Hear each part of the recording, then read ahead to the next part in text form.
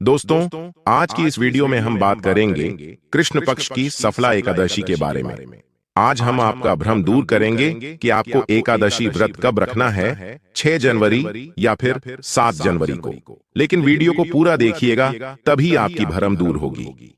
तो आज की वीडियो में हम जानेंगे कि एकादशी कब है, व्रत कब रखें, व्रत का पारण कब करें, एकादशी और द्वादशी तिथि कब से कब तक है, पूजा का शुभ समय क्या है, राहु काल का समय क्या है, व्रत का पारण किस दिन करेंगे, किस चीज से किया जाएगा, व्रत महत्व नियमों के बारे में, विष्णु भगवान को क्या भोग लगाएं, क्या करें ना करें, हरिवासर कब से कब तक है, एकादशी व्रत में क्या खाएं और क्या नहीं खाना चाहिए जिससे व्रत खंडित हो, और जानेंगे एकादशी व्रत की रेसिपी के बारे में।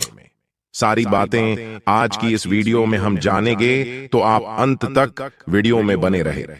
नमस्कार दोस्तों, स्वागत है आप सभी का एक बार फिर से आपके पसंदीदा चैनल हिंदू रिलीजियस टेल्स में। दोस्तों, वीडियो शुरू करने से पहले एक बार पूरी श्रद्धा के साथ कमेंट सेक्शन में लिखें, जय श्री हरि विष्णु। भगवान हरि की कृपा आप पर सदैव बनी रहेगी, और वीडियो को लाइक करके चैनल को सब्सक्राइब अवश्य कर लें। आप सभी भक्तों को सफला एकादशी की ढेर शुभकामनाएं। आप सभी के जीवन में लक्ष्मी नारायण की कृपा से आप सभी को सभी प्रकार की सुख और समृद्धि की प्राप्ति होगी। प्रत्येक माह के कृष्ण पक्ष और शुक्ल पक्ष की एकादशी तिथि के दिन एकादशी का व्रत किया जाता है। इसे एकादशी 11 के नाम से जाना जाता है। एकादशी का व्रत सभी प्रकार के पापों को नष्ट करने वाली है। हर एकादशी व्रत का अपना विशेष महत्व माना गया है। इसी प्रकार से पौष माह के कृष्ण पक्ष में पड़ने वाली सफला एकादशी व्रत का अपना विशेष महत्व माना गया है। इस दिन विशेष प्रकार से भगवान विष्णु, माता लक्ष्मी और भगवान विष्णु के नारायण स्वरूप का पूजन किया जाता है। जो भी भक्त श्रद्धा के साथ इस व्रत को धारण करते हैं, तो इस व्रत के प्रभाव से सभी प्रकार के पापों का नाश होता है। 5 वर्ष तप करके जो पुण्य फल प्राप्त होता है, वह पुण्य फल मात्र सफला एकादशी व्रत करने से प्राप्त हो जाता है, तथा अनेक प्रकार के यज्ञों के फलों को प्रदान करने वाली है। इस एकादशी को भगवान नारायण की पूजा होती है। नारायण दक्षिणा सहित यज्ञ से उतना संतुष्ट नहीं होते हैं जितना कि एकादशी व्रतों सहित रात्रि जागरण से संतुष्ट हो जाते हैं। जिस प्रकार देवताओं में विष्णु, मनुष्य में ब्राह्मण, नागों में शेषनाग, पक्षियों में गरुड़ श्रेष्ठ है, उसी प्रकार व्रतों में एकादशी व्रत श्रेष्ठ माना गया है। तो आइए जानते हैं सफला एकादशी व्रत के शुभ मुहूर्त के बारे में। एकादशी तिथि प्रारंभ होगी 6 जनवरी शनिवार की मध्य रात्रि 12:43 से, और तिथि समाप्त होगी 7 जनवरी रविवार की मध्य रात्रि 12:46 परम दशमी तिथि के नियमों का पालन शनिवार के दिन किया जाएगा। 7 जनवरी रविवार सूर्योदय सुबह 7:13 पर होगा और सूर्यास्त शाम 5:51 पर। अभिजीत मुहूर्त का समय दोपहर 12:11 से 12:54 तक रहेगा। अमृत काल दोपहर 1:03 से दोपहर 2:42 तक होगा। अभिजीत और अमृत काल का समय पूजा पाठ, उपाय या मंत्र जाप के लिए, दान आदि देने के लिए बहुत ही उत्तम मुहूर्त माना जाता है। राहु काल का समय, जो कि अशुभ मुहूर्त होता है, शाम 4:30 बजे से 6 बजे तक रहेगा। द्वादशी तिथि प्रारंभ होगी 7 जनवरी रविवार की मध्य रात्रि 12:47 से, साथ ही हरिवासर का समय भी शुरू हो जाएगा और द्वादशी तिथि समाप्त होगी 8 जनवरी सोमवार की रात 11:59 पर। 8 जनवरी सोमवार को सूर्योदय सुबह 7:13 पर और सूर्यास्त होगा शाम 5:51 पर। अभिजीत मुहूर्त दोपहर 12:11 से 12:54 तक। अमृत काल सुबह 11:41 से 1:17 तक, और राहु काल सुबह 7:30 बजे से 9 बजे तक रहेगा। अब जानिए एकादशी व्रत के पारण मुहूर्त के बारे में और हरिवासर समय समाप्ति के बारे में। तो 8 जनवरी सोमवार को सुबह 7 बजे हरिवासर का समय समाप्त हो जाएगा। इसके बाद से आप उपवास खोल सकते हैं। सुबह 7:13 से 10:45 के बीच में मान्यताओं के अनुसार हरिवासर के समय व्रत नहीं खोला जाता है। हमेशा हरिवासर का समय बीतने के बाद और सूर्योदय के बाद ही व्रत खोलना चाहिए। इस बार सोमवार के दिन एकादशी व्रत खोला जाएगा। यदि आप सोमवार का व्रत भी रखते हो और एकादशी का व्रत भी आपने रखा हो तो सुबह के समय आप पूजा करके केवल तुलसी पत्र, जल से और फल से अपना एकादशी का व्रत खोल सकते हैं और दूसरा व्रत भी प्रारंभ कर सकते हैं। मान्यताओं के अनुसार दशमी तिथि को शुद्ध सात्विक भोजन ग्रहण करना चाहिए। शाम के समय दान-तून करके पवित्र हो जाना चाहिए। महिलाओं और कन्याओं को अपना सिर भी दशमी तिथि को ही धो लेना चाहिए। रात के समय भोजन नहीं करना चाहिए और भगवान का ध्यान करते हुए सोना चाहिए।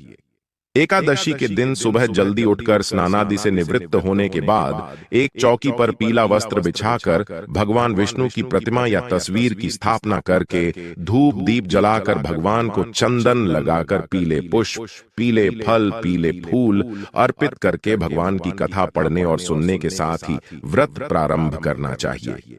दिन भर व्रत रखकर शाम के समय यदि आवश्यकता हो तो एक समय फलाहार कर सकते हैं। फलाहार में आप मौसमी फल, ड्राई फ्रूट्स, फलों का जूस ले सकते हैं, लेकिन साबूदाना या किसी भी प्रकार के चावल का सेवन आपको नहीं करना चाहिए। अगले दिन द्वादशी तिथि को शुभ मुहूर्त में व्रत खोलने से पहले एक बार फिर से पूजा करें। दान की सामग्री को मंदिर में रखें और किसी योग्य व्यक्ति को दान में देने के बाद में आप अपना उपवास खोल सकते हैं। जो लोग व्रत का पारण करते समय तुलसी पत्र मुख में रखते हैं उनके सभी पापों का नाश हो जाता है और उनका व्रत भी भगवान विष्णु स्वीकार करते हैं। तुलसी पत्र के अलावा भगवान विष्णु को बेर, आंवले भी अर्पित कर सकते हैं। एकादशी और द्वादशी तिथि के दिन घर में शुद्ध सात्विक भोजन बने।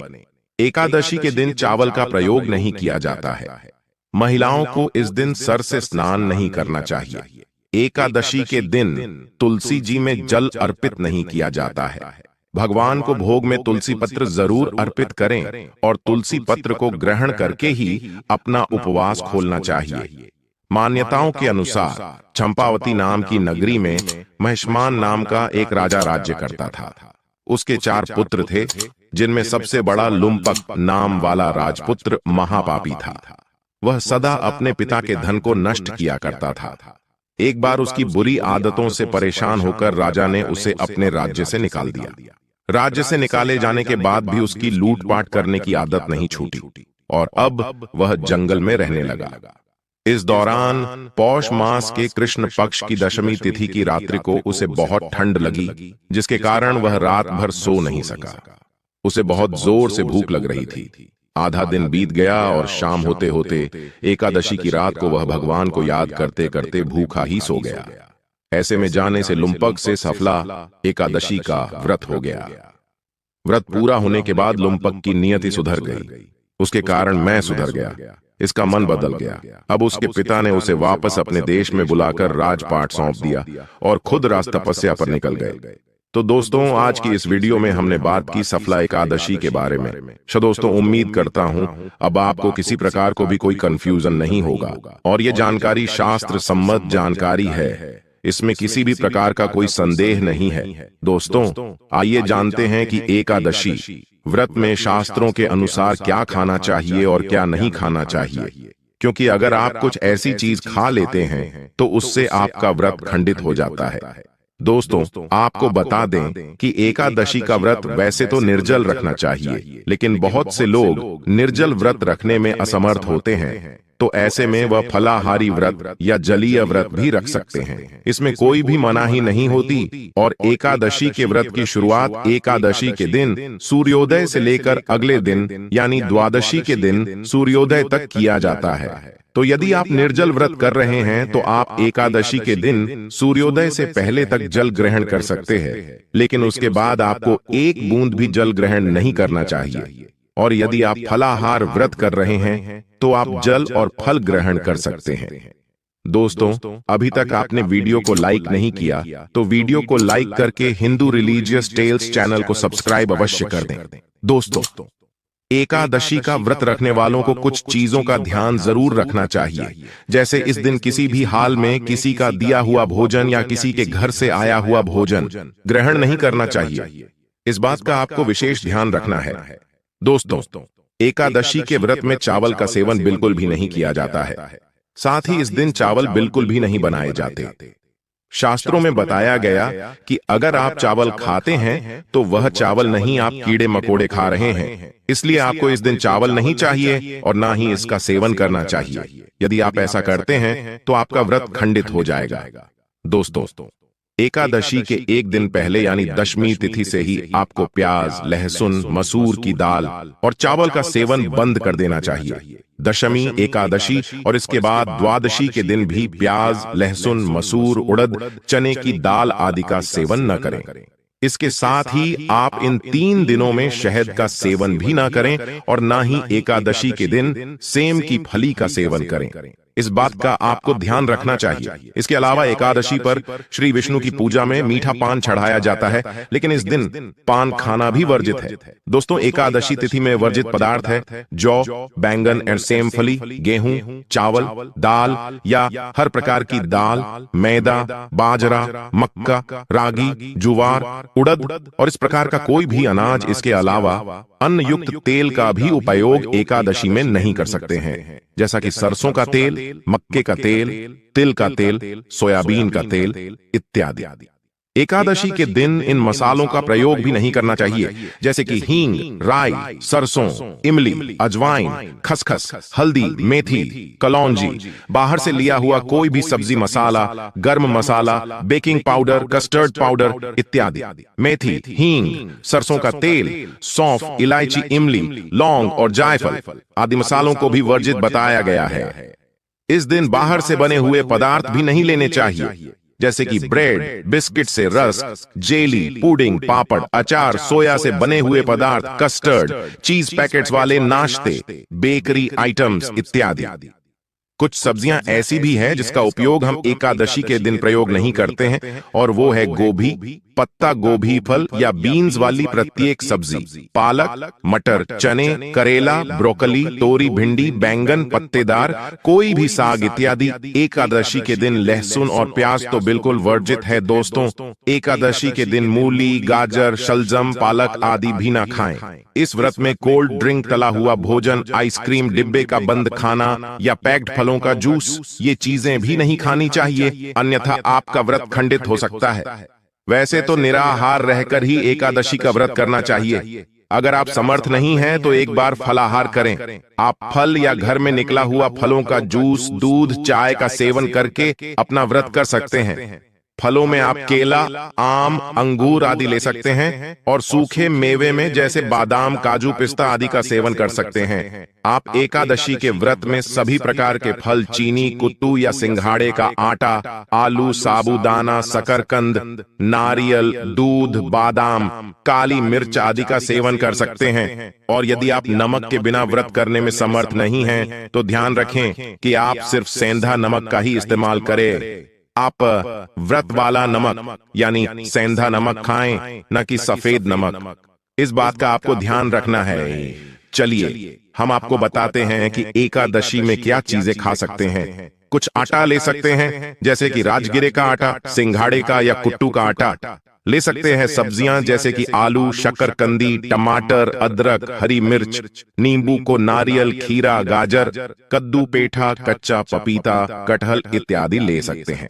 मसालों में आप सेंधा नमक, काली मिर्च, लाल मिर्च, जीरा, दालचीनी, इलायची, मूंगफली इत्यादि का प्रयोग कर सकते हैं। इस दिन आप हर प्रकार के सूखे मेवे भी ले सकते हैं, जैसे कि बादाम, काजू, किशमिश, पिस्ता, अखरोट, खजूर, मखाना, मिश्री इत्यादि। इसके उपरांत हर प्रकार के फल भी एकादशी उपवास में लिए जा सकते हैं। एकादशी का भोजन बनाने के लिए अच्छा तो यही होगा कि सिर्फ घी का प्रयोग किया जाए, लेकिन अगर यह संभव नहीं है तो आप मूंगफली का तेल और सनफ्लावर तेल का उपयोग कर सकते हैं। अन्यथा आपका व्रत खंडित हो सकता है, और यदि किसी कारण भूलवश आपने कुछ ऐसा खा लिया जिससे आपका व्रत खंडित हो गया, तब आप ध्यान रखें कि तुरंत सूर्य देव के दर्शन करें और भगवान विष्णु जी से क्षमा याचना जरूर कर लें।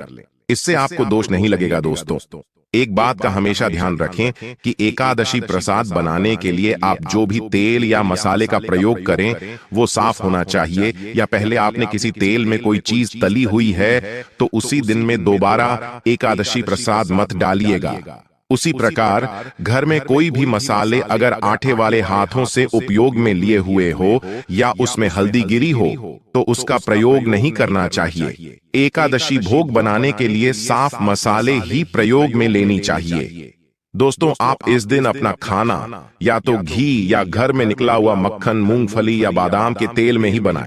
अन्य किसी तेल का इस्तेमाल ना करें। एकादशी में दूध और दूध से बनी हुई सभी चीजें ले सकते हैं, जैसे कि दूध, दही, छाछ, मक्खन, पनीर, मट्ठा, चीज से ठंड, लस्सी इत्यादि, और दूध से बनी हुई मिठाई भी आप ले सकते हैं। नींबू पानी भी बना सकते हैं। मीठे में आप चीनी, गुड़ और मिश्री और शक्कर का इस्तेमाल कर सकते हैं। अब आपको हम कुछ एकादशी स्पेशल रेसिपीज के नाम बता देते हैं। साबूदाना खिचड़ी, आलू सब्जी, कुट्टू या राजगिरी के आटे से बनी हुई पूरी, परांठे, चपाती या भाकरी, फ्रूट क्रीम, बिना कस्टर्ड पाउडर के, आलू टिक्की, फ्रेंच फ्राइज, घर पर तले हुए आलू चिप्स, कुट्टू, सिंघाड़ा, साबूदाना खीर, साबूदाना अप्पम, राजगिरी के आटे से बने हुए पकौड़े, केले के चिप्स या केले की सब्जी, दही का रायता, मीठी लस्सी, आलू और पनीर की सब्जी, राजगिरे का हलवा, शकरकंदी का हलवा, रोस्टेड पनीर, नारियल के लड्डू, मूंगफली के लड्डू, मिल्क केक, गाजर का हलवा, मूंगफली चिक्की, राजगिरा के लड्डू, बादाम shake, banana shake, mango shake, चीकू शेक, मिक्स फ्रूट जूस, खीरा, टमाटर, बॉयल्ड, मूंगफली और नींबू से बना सैलेड, मूंगफली की चटनी, रोस्टेड, मूंगफली मखाना, स्नेकी। ये तो सिर्फ कुछ ही चीजों के नाम हैं जो हमने आपको बताएं। अगर आपको इसके अलावा भी कोई रेसिपी याद आती है तो हमें नीचे कमेंट बॉक्स में जरूर बताइए और बाकी लोगों के साथ भी शेयर कीजिए। क्योंकि देखिए, अगर आपके घर में बच्चे हैं या गर्भवती महिला या फिर बुजुर्ग है तो उनके लिए बिना कुछ खाए पिए रहना संभव नहीं है। तो इसलिए उनके लिए इतने सारे एकादशी व्यंजन आप बना सकते हैं। और अगर एकादशी के दिन इतनी सारी वैरायटी मिलेगी तो बच्चे और बूढ़े खुशी खुशी एकादशी व्रत रखेंगे और उसका पुण्य फल मिलेगा। तो इन सभी चीजों का प्रयोग करके आप एकादशी के दिन भी स्वादिष्ट और अनेक व्यंजन तैयार कर सकते हैं। लेकिन नियम केवल एक ही है कि एकादशी के दिन जो भी भोग बनाएं उसके अंदर तुलसी पत्र डालकर सबसे पहले भगवान को अर्पित किया, उसके बाद ही खुद का उपयोग करें या फिर अन्न को दे दीजिएगा। इस वीडियो को खत्म करने से पहले एक आखिरी लेकिन सबसे महत्वपूर्ण बात हमेशा याद रखिएगा कि सब चीजें जो हम कर रहे हैं वह सिर्फ और सिर्फ इसलिए ताकि एकादशी के दिन हम अपने शारीरिक जरूरतों को पूरा करके स्वस्थ रहकर अधिक से अधिक समय अपने मन और इंद्रियों को नियंत्रण में रखकर हम भगवान श्री कृष्ण का अधिक से अधिक नाम जाप कर सके, उनके दिव्य रूप, गुण, लीलाओं का स्मरण कर सके और अपनी चेतना को भगवान के ऊपर स्थिर कर सके। ये बात हमेशा याद रखें। तो चलिए, इस एकादशी पर आप इनमें से कौन सी रेसिपी ट्राई करेंगे हमें कमेंट करके जरूर बताइएगा। तो दोस्तों, ये जानकारी आपको अच्छी लगी तो वीडियो को लाइक अवश्य कर दें, और अगर आपका कोई सवाल है तो उसे कमेंट बॉक्स में अवश्य पूछ लें।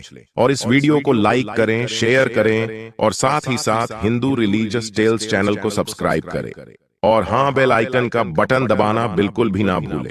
मिलते हैं अपने अगले वीडियो में, तब तक के लिए धन्यवाद। अपना ख्याल रखना दोस्तों। जय श्री राधे कृष्णा। राधे राधे।